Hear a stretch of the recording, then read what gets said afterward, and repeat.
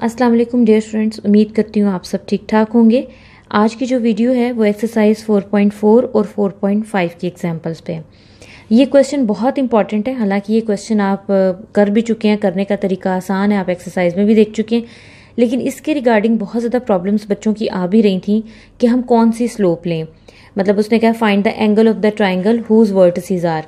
आपको पता है कि अगर एक ट्राइंगल के वर्टिसेस गिवन हो तो आप उसकी स्लोप फाइंड आउट करके आप एंगल उसके दरमियान निकाल सकते हैं। ठीक है, तो बच्चों को उसमें कन्फ्यूजन हो रही थी कि कब हमने M1 रखना है, कब हमने M2 रखना है, कब हमने M3 रखना है। तो मैं ये एग्जाम्पल आपको डिटेल से समझाऊंगी ताकि आपकी जो क्यूरीज उस एक्सरसाइज में थी वो यहाँ पे क्लियर हो जाएं। ठीक है, अच्छा जी, क्वेश्चन यही है कि आपके पास एक ट्राइंगल है, उसके तीनों आपको जो है ना वो वर्टिसेस गिवन है। पहले एक काम करें, आप रैंडमली इन वर्टिसेस को ड्रॉ करके चेक कर लें। ठीक है, साइड पे कर लें, इसको क्वेश्चन में ड्रॉ करने की ज़रूरत नहीं है, आप अपनी सहूलत के लिए इसको ड्रॉ करेंगे। ठीक है, चलिए हम इसको ड्रॉ करते हैं। अगर आप कर भी दें तो बहुत अच्छी बात है, ज़रा वो इम्प्रेस हो जाएगा कि वाह जी कमाल हो गया, बच्चे ने ड्रॉ कर दिया। नहीं भी करेंगे तो कोई प्रॉब्लम नहीं है। एक्स देख लेते हैं, एक्स -5 से 7 है, तो हमने इसको रैंडम ड्रॉ करना है, कोई बहुत परफेक्शन हमें इसमें नहीं चाहिए। ठीक है, तो 1 2 3 4 5 6 7 1 2 3 4 5। ठीक है, रैंडमली इसी तरह से। y आपके पास 4 है, -1 है, -5 है, तो 1 2 3 4 1 2 3 4 और ये आ गया 5। अब इसको ड्रॉ करते हैं। ए आपके पास ये वर्टिक्स है, हमने लाइंस ड्रॉ नहीं करनी, इसका वर्टिक्स ड्रॉ करना है। ठीक है, अच्छा ये आपको पता है कि पॉजिटिव एक्स एक्सिस होता है, ये आपको नेगेटिव एक्स एक्सिस होता है, ये पॉजिटिव वाई एक्सिस है, ये नेगेटिव वाई एक्सिस है। ठीक है, तो पहली वैल्यू आपके पास -5 है, तो ये नेगेटिव एक्स एक्सिस की साइड पे आएगा। 1 2 3 4 और ये नेगेटिव आ गया, एक ये आ गया पॉइंट, और एक्स जो वाई है वो पॉजिटिव है, 1 2 3 4। अब ये दोनों रेंडमली कहाँ ज्वाइन करेंगे, ज़रा अगर आप देख लें तो रेंडमली, ये हम रेंडमली ड्रॉ कर लें, एग्जैक्टली नहीं कर रहे। ये आ गया ए आपके पास वर्टिक्स। इसी तरह अब आप बी ड्रॉ करेंगे, बी -2 है तो ये पॉइंट आ गया, और y -1 है तो ये पॉइंट आ गया। दोनों कहीं यहाँ पे जाके एक पॉइंट ड्रॉ होगा, वर्टिस है तो पॉइंट ही आएगा। सी आपके पास 7 और -5 है, यानी कि x आपके पास 7 है, 1 2 3 4 5 6 7, और y आपके पास -5 है तो 1 2 3 4 5। इनको अगर हम मिलाएं तो रैंडमली हम यहाँ आते हैं। अब आप बेशक स्केल से इन तीनों पॉइंट्स को मिला लें, या आप इस तरह मेरी तरह हाथ से भी मिला सकते हैं। कोई डायग्राम ना भी बनाएं तो अगर आपको कॉन्सेप्ट समझ आ जाए इसका तो आप वैसे भी कर सकते हैं। ये आपके पास एक ट्राइंगल बन गई, और ये ट्राइंगल का बी वर्टिक्स है, ये सी है। याद रखिएगा, ए के सामने स्मॉल ए होता है, बी के सामने स्मॉल बी, सी के सामने स्मॉल सी। ठीक हो गया। इस एंगल को हम कहेंगे गैमा या कैपिटल सी, क्योंकि बुक में उसने ABC यूज़ किया इसलिए मैं C यूज़ करी, आप उसको गैमा भी कह सकते हैं। ये एंगल आपके पास कैपिटल B या बीटा, ये आपके पास अल्फ़ा या कैपिटल A एंगल। ठीक है, ये 3 एंगल आ गए। आप अल्फ़ा बीटा गैमा भी लिख सकते हैं, इसमें कोई प्रॉब्लम नहीं है। अब देखें ज़रा, अगर मैं पहले C की बात करूँ, जो मेरे पास C एंगल है वो किन 2 लाइनों से मिलके बना है, एक लाइन AC और एक लाइन BC, यानी कि स्मॉल ए और स्मॉल बी लाइन की वजह से सी बना है। बी किससे मिलके बना है, सी और ए की वजह से। ए किसकी वजह से बना है, बी और सी की वजह से। ठीक है, ये आपको समझ में आ गई। सबसे पहले तो करते हैं, जो 3 लाइनें ना ए बी सी ए, इन तीनों की स्लोप कैलकुलेट करते हैं। जैसे ए बी लाइन है ना, तो इसकी स्लोप क्या होगी, हम ऐसे लिख लेते हैं, स्लोप ऑफ ए बी। इसको हम नाम दे देते हैं MC का, क्यों भला, ए बी और ये स्मॉल सी हो जाएगा। इसी तरह स्लोप ऑफ BC कर लेते हैं, तो B और C ये स्मॉल है तो हम लिख लेते हैं अपनी आसानी के लिए MA। आप 1 2 3 भी लिख सकते हैं, नो प्रॉब्लम। इसी तरह CA या AC, एक ही बात है। तो ये आपके पास क्या आ जाएगा, MB। ये तीनों स्लोप्स आपने पहले कैलकुलेट करनी है। ठीक है, तो ये स्लोप्स हम फाइंड आउट करते हैं। MC आपके पास क्या होगा, फॉर्मूला आपके पास वही है, y2 - y1 x2 - x1। MC क्या है, A और B दोनों पॉइंट्स का। ठीक है, आपने इनको सब्ट्रैक्ट करना है। अब यहाँ पे कुछ बच्चों के ये क्वेश्चन थे, जैसे हम A और B ले रहे हैं तो वो ये पूछ रहे थे कि इसको x1 रखें या इसको x1 रखें, या इसको y1 रखें या इसको y1 रखें, वो नो प्रॉब्लम, आप आगे पीछे कर सकते हैं। लेकिन अगर इसको आपने x1 कहा है तो आपका y1 ये होगा, ठीक है। ऐसा नहीं कि x1 इसको कह दें y1 इसको कह दें, ठीक है। तो वो प्लस माइनस साइन ऊपर कंपनसेट हो जाए, तो उसमें आपने घबराना नहीं है। अब ये क्या हो जाएगा हमारे पास, -1 -4 डिवाइडेड बाय आपके पास आ जाएगा -2 माइनस माइनस +5, तो ये आपके पास आ जाएगा -5/3, ये आपके पास MC आ गया। इसी तरह हम बाकी दो और स्लोप निकाल लेंगे, ठीक है। MA आपके पास किस दो के दरमियान बन रहा है, B और C के दरमियान, ये ज़रा आपको यहाँ से नज़र आ जाएगा, ठीक है। B और C के दरमियान आपके पास B और C पॉइंट्स क्या हैं, ये 2 पॉइंट्स आपके पास लिखे हुए हैं, ये B है ये C है। अब मैं इसको x1 ले रही हूँ, x2 इसको x1 y1 और ये x2 y2 ले रही हूँ, ठीक है। तो हम देखेंगे कि ये हमारे पास क्या आता है। तो ये हमारे पास आ जाएगा -5 माइनस -1 डिवाइडेड बाय, जब आप x को करेंगे तो 7 माइनस -2, ठीक है। तो ये बन जाएगा -5 + 1 7 + 2 और ये आ जाएगा जी -4/9। ये हमारे पास आ गया जी MA। इसी तरह हम कैलकुलेट करेंगे अब MB, तीनों स्लोप्स हमने निकाल लेनी है। MB अब किस किस के दरमियान है, ये देखें C और A के दरमियान है, ठीक है। अब आप एक सीक्वेंस से चलें, बेहतर यही होता है, जैसे A B B C C A। अब ये ट्राइंगल आप अगर चलें कि जी AB ले लूँ, इसका मैं CB ले लूँ, इसका AC ले लूँ, एक डायरेक्शन से चलेंगे तो कभी भी क्वेश्चन आपका गलत नहीं होगा, ठीक है। अच्छा जी, इसी तरह हम आपके पास MB आ गया, तो MB के लिए हमारे पास है C और A आ गया। ये आ जाएगा जी -5 -4 डिवाइडेड बाय 7 और -5 आ जाएगा, मतलब -5, यानी कि -5 -4 7 + 5, तो ये आ जाएगा -9 और डिनोमिनेटर में क्या आएगा 12 आ जाएगा।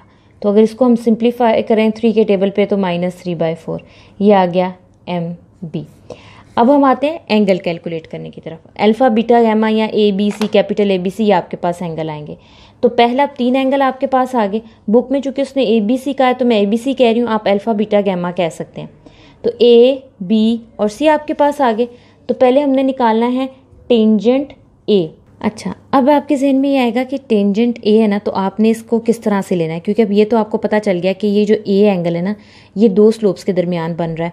ये 2 कौन सी स्लोप्स हैं, 2 लाइंस। जैसे ये A है ना, तो ये 2 लाइंस के दरमियान बन रहा है, A और C के दरमियान। इसकी स्लोप हमने MB निकाली है, इसकी हमने MA निकाली है। अब क्वेश्चन ये आता है कि आपने M1 किसको लेना है, M2 किसको लेना है। आपने ना इनकी डायरेक्शन चेक करनी है पहले, ठीक है, एंटी क्लॉकवाइज। अब मैं इसकी डायरेक्शन चेक करती हूँ। ये अगर आप देखें, ये डायरेक्शन आपके पास इस तरह से पूरा कर्व करेगी, ये डायरेक्शन इस तरह से पूरा कर्व करेगी, ये डायरेक्शन इस तरह से आपके पास पूरा इसी तरह ये पूरा कर्व आपके पास करेगी। तो अब आपको पता चल जाएगा ये आपका M1 है, ये आपका M2 है A के लिए, ठीक है। तो फॉर्मूला आपके पास क्या होता है, M2 - M1, ये फॉर्मूला होता है ना। मैं पहले फॉर्मूला लिख देती हूँ, M2 - M1 divided by 1 + M1 M2। अब आपने इसी तरह डिसाइड करना है, मेरा M2 क्या बना था, MB, तो यहाँ पे आ जाएगा MB - MC divided by 1 + MB MC। इनकी वैल्यूज़ आपने जो कैलकुलेट की हुई ऊपर वो आपने सिंपली पुट कर देनी है। MB था -3/4, MC आपके पास था वो प्लस हो जाएगा 5/3 डिवाइडेड बाय 1 + 3/4 और 5/3। अब इनकी आप डायरेक्ट अगर चाहें कैलकुलेटर से वैल्यू कैलकुलेट कर लें, नहीं तो आप LCM भी ले सकते हैं।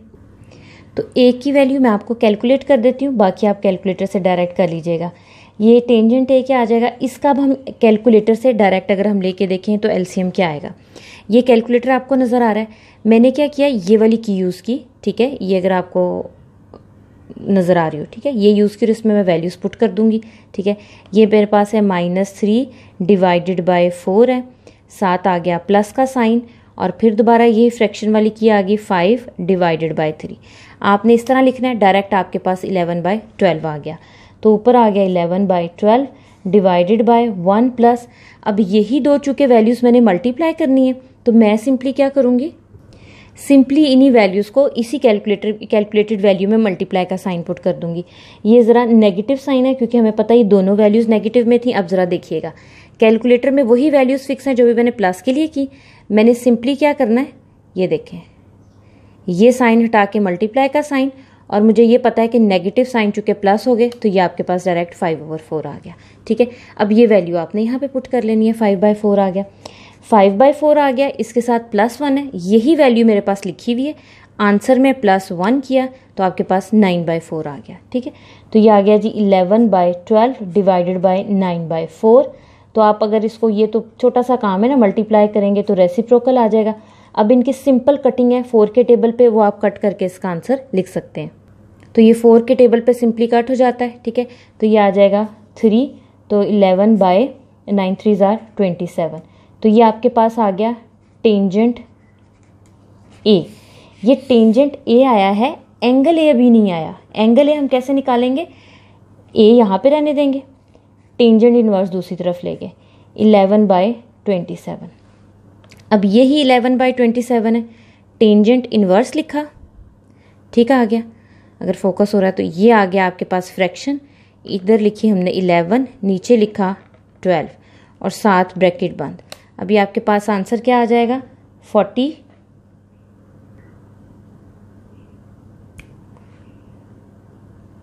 अच्छा, ये आपके पास आ गया 11/27। इसी को अब हम कैलकुलेटर पे करके देखते हैं। टेंजेंट इनवर्स लेना है ना, तो शिफ्ट टेंजेंट इनवर्स आ गया, फिर यही की यूज़ की, ये वाली की। ठीक है, इसको प्रेस किया तो ये आपके पास इस तरह से बॉक्सेस आ गए। 11 डिवाइडेड बाय 27 ब्रैकेट बंद, प्रेस करेंगे तो उसने आपको ये एग्जैक्टली एंगल दे दिया। अब ये आपके एंगल का आंसर आ गया। तो ए मेरे पास क्या आ गया जी, 22.17 कर लें या 6 कर लें, एंगल ए आ गया। अब ये तो मैंने आपको डिटेल में बता दिया। अब हम ज़रा डायरेक्ट स्टेप्स करके करेंगे टेंजेंट बी। ये आपका काम होगा कि ताकि आपकी भी प्रैक्टिस हो। अब टेंजेंट बी है, ये किन दो के दरमियान है, ये दरमियान है सी के और ए के। मैं आपको दिखा भी देती हूँ, देखें बी जो एंगल है ये किसके दरमियान है, सी और ए। डायरेक्शन हमने तय कर ली, ये हमारा अब M1 होगा, ये हमारे पास M2 होगा, यानी कि MA1 है, M2 जो है हमारा MC है। तो इसकी हम वैल्यूज पुट करेंगे तो वो हमारे पास आ जाएंगी MC minus MA divided by 1 plus MC MA। इनकी वैल्यूज पुट कर देंगे तो ये हमारे पास आ जाएगा 4/9 डिवाइडेड बाय, नीचे वैल्यूज आ जाएंगी 1 प्लस -5/3 और -4/9। ठीक है, यही प्रोसीजर जो मैंने आपको कैलकुलेशन का बताया, इससे आप करेंगे तो -33/47 आपके पास आ जाएगा टेंजेंट बी। ठीक है, तो आपके पास एंगल बी क्या आ जाएगा, टेंजेंट इनवर्स -33/47। जब आप कैलकुलेटर से कैलकुलेट करेंगे वैल्यू तो ये आपको आंसर देगा -35.073, मतलब 1-2 डिजिट लिखना काफ़ी होता है। अभी आपको पता है एंगल नेगेटिव में नहीं होगा, तो ट्राइंगल का टोटल एंगल क्या होता है 180। आप 180 में से इसको माइनस कर दें। माइनस का मतलब है कि आपने डायरेक्शन कहीं उल्टी सीधी ले लिया है। ठीक है, तो ये हम क्या करेंगे, 180 में से 35 को माइनस कर देंगे। ठीक है, 35.073, तो ये हमारे पास एंगल जो आ जाएगा 144.9 है, या 95 भी आ रहा है किसी के, तो ये हमारा एंगल आ गया। या नेक्स्ट हम निकालेंगे टेंजेंट सी। टेंजेंट सी चूँकि ए और बी के दरमियान बनता है, अभी मैंने आपको बताया था। तो ठीक है, ये आ जाएगा MA MB divided by 1 plus MA MB।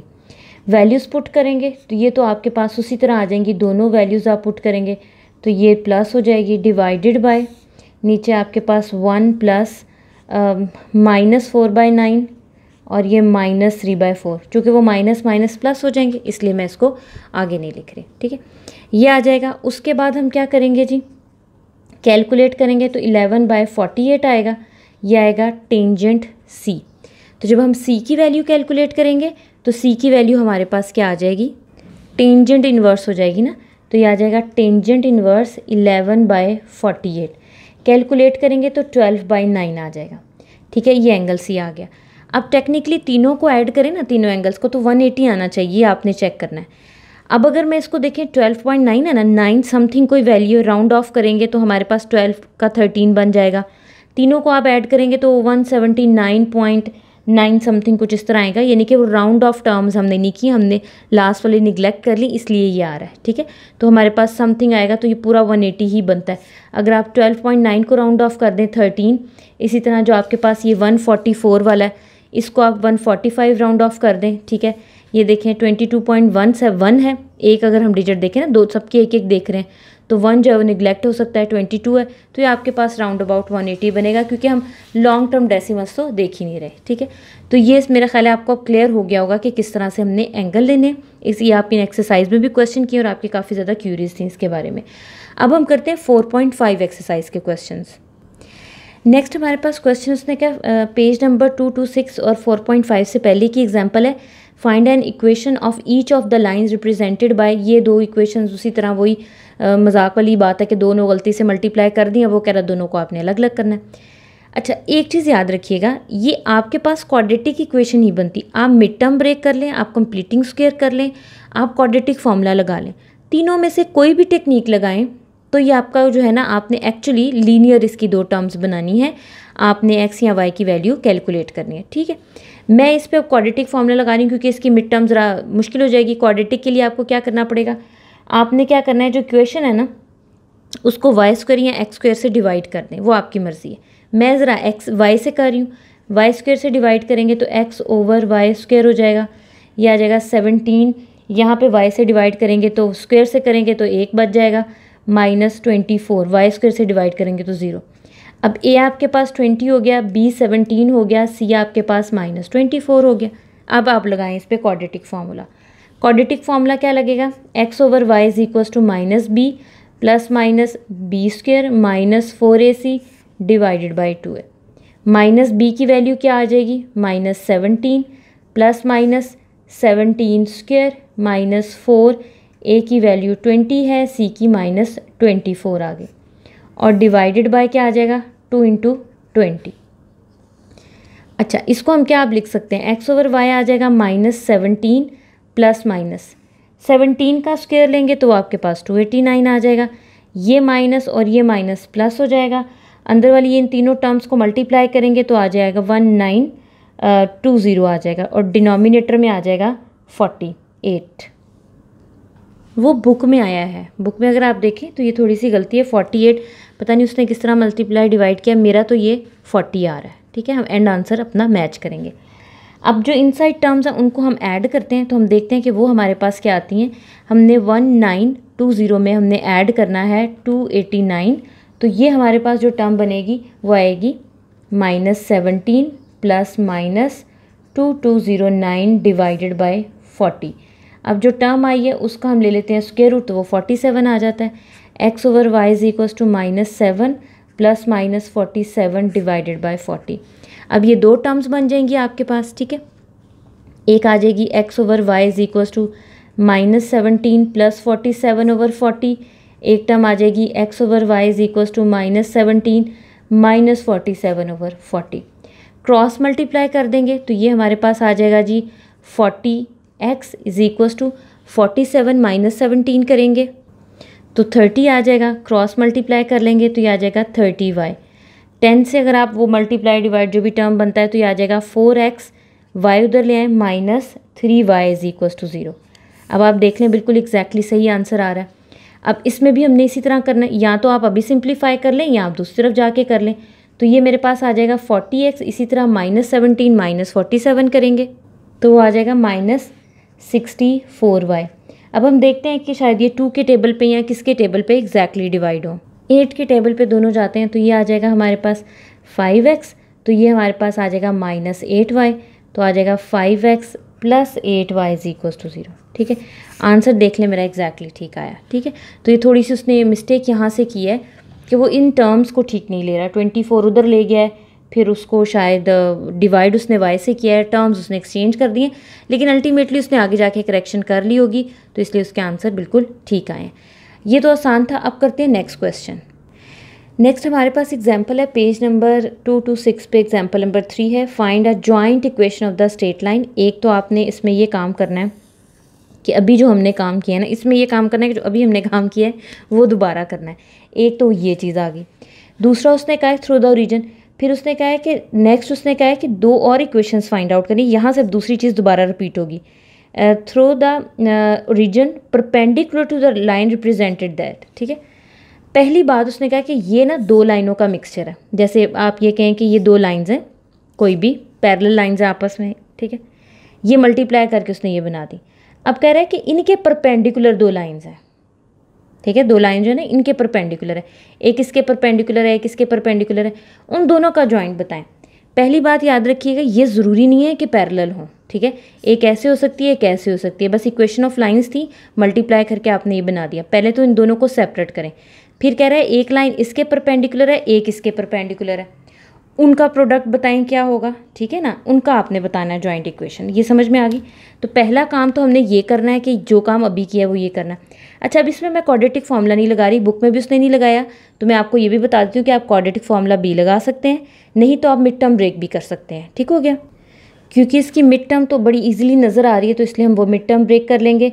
x² + 3xy - 2xy - 6y²। ठीक है, ये मिड टर्म ब्रेक करनी आपको आती नहीं आती तो आप क्वाड्रेटिक फार्मूला लगाएं, y² से या x² से डिवाइड करें, सेम उसी तरह जैसे हमने पहले किया था।